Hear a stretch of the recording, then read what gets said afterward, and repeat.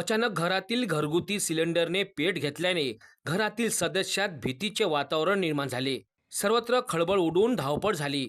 अशात तत्काळ मनपा अग्निशमन विभागाला माहिती दिल्याने कर्मचाऱ्यांनी तत्काळ पेटता सिलेंडर विझवल्याने मोठा अनर्थ टळला. ही खळबळजनक घटना अमरावती शहरातील हॉटेल मैफिल इन मागे असलेल्या आदिवासी नगरात 14 डिसेंबरच्या दुपारी 12 वाजताच्या दरम्यान घडली. येथील दिलीप भीमराव पेंदाम यांच्या घरी सिलेंडर लिकेज होऊन आग लागली.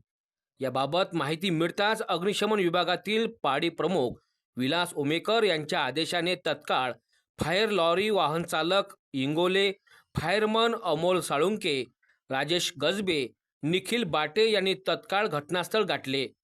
अग्निशमन दलातील जवानांनी तत्काळ पेटलेल्या सिलेंडरकडे धाव घेतली. घटनास्थळी जाण्याकरिता रस्त्यात अडथळा आल्याने अग्निशमन वाहन पोहोचू शकले नाही. अशातच अग्निशमन जवानांनी एका ओल्या चादरीच्या मदतीने आग विझवून सिलेंडर लिकेज थांबविले. अग्निशमन दलाच्या तत्परतेने घरातील साहित्यांचे मोठे नुकसानसह परिसरातील इतर घरे वाचवण्यात आली. सिलेंडर लिकेजमुळे परिसरात भीतीचे वातावरण निर्माण झाले होते.